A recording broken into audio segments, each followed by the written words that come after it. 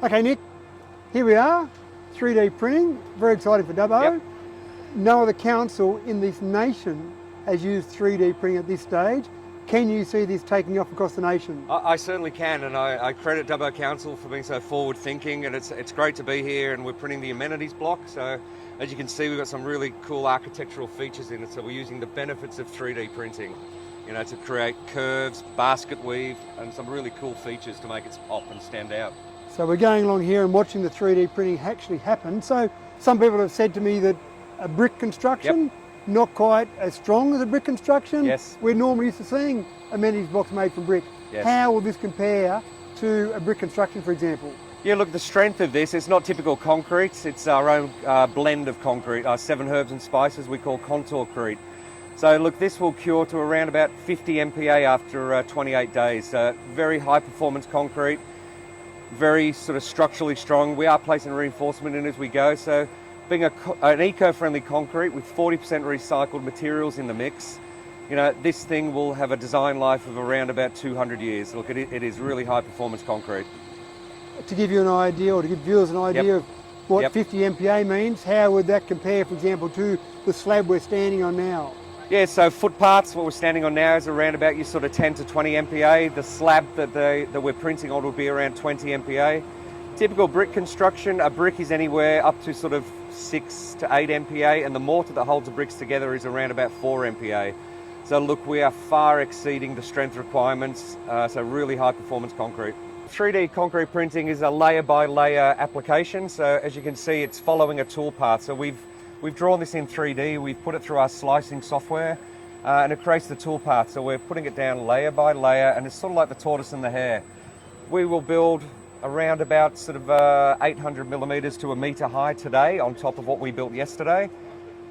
So very, very methodical, very hypnotic, and it just keeps going. It doesn't care, it doesn't stop, it just keeps performing. And I have noticed a lot of people have been coming past, having a bit of a look. Is that normal? You expect to see when a project occurs that people are really interested in it, want to have a look at what's going on?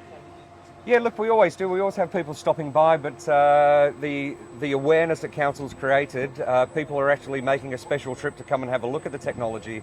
And as you said, being the first in the country to adopt this for a council application, you've created some really good interest and awareness within the marketplace and within Dubbo. So everyone's coming past, they're asking very sensible questions and really positive questions. And I actually think there will be people, Nick, afterwards who will be quite fascinated by this project and want to see it even after it's built. So we're getting spectators now. Yes. But it looks different. So it does. Once it's finished, I can imagine people will drive past, will look at it and say, that's a bit different, what's been going on there? And they'll be interested to have a look at it. Yeah, and because it happened so quickly. I mean, that's the thing, someone was here yesterday, they sort of skipped today, they'll come back tomorrow and we'll be at 2.4 metres high, so it just happens.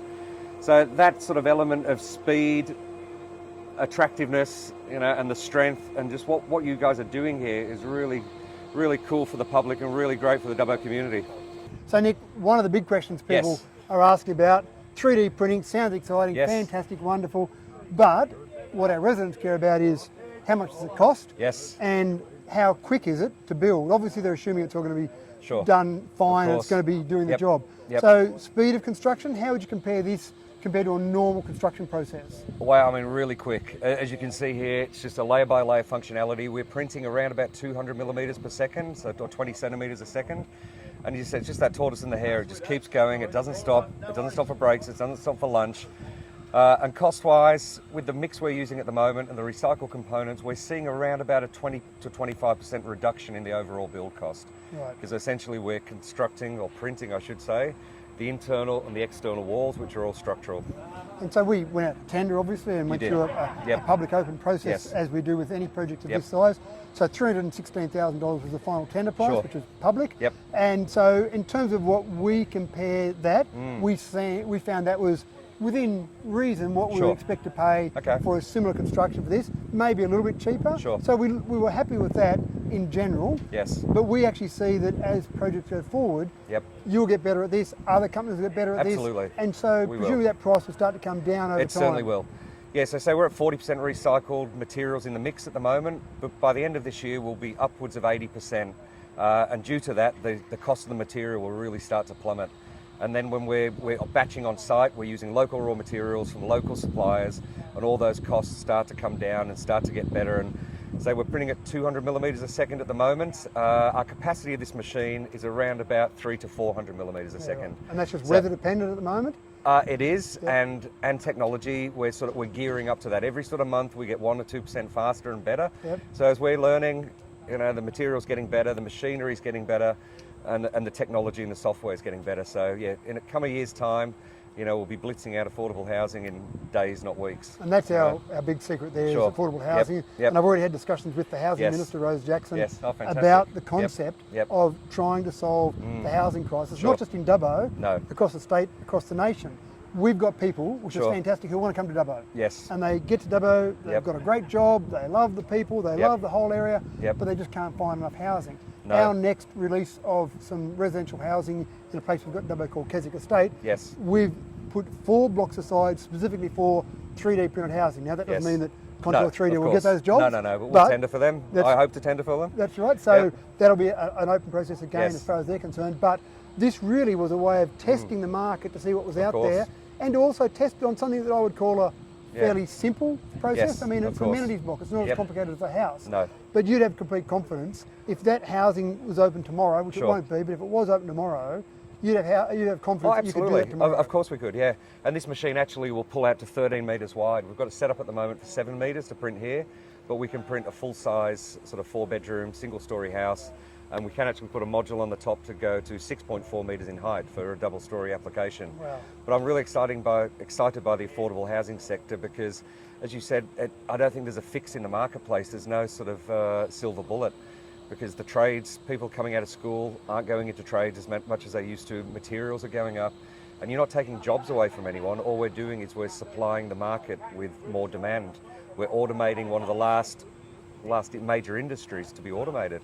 We're still using sticks and bricks and all the different trades and components. And obviously we still need the trades to come after and do the fit out. So what it means is that we can supply more houses more cost effectively, in a hell of a lot shorter time frame. And that's a really interesting point. Some people have said, oh no, you're taking away jobs from tradies. No way. But you really are still, 2 things I looked at. One, you still require people. There's obviously people on the job site here, so you still require people. And the second part is that we don't have a lot of brickies out there at the moment. It's hard to find a bricklayer. But they're not coming into the market either. You know what I mean? It's and I did hear you say the other day you had some data around the number of tradespeople that are not going, or sorry, the number of students who are not going into trades. Yeah, there was a study to say that an average class of 35 kids, sort of upwards of 12 of those kids would always go into a construction-based job. But now that 12 has sort of dropped to 4, and I can't see that getting any better or improving. But what's happening here, so we're the amount of technology and software here, this is all the smarts, this is sort of the dumb machinery. But we're bridging that gap between technology and construction, you know what I mean? So we're attracting those kids that wouldn't go into construction and they want to go into tech. So we're bridging the gap between technology and building. So it's a perfect avenue. Very exciting. I look forward to seeing it finished and look forward to seeing more projects around Dubbo. No, thank you. I mean, the council has been really amazing on this, and the public and the awareness that you guys created. I really credit you on that. You need to start selling tickets for all the people coming on and watching the project. I have been. Thanks, Nick. No, thank you very much.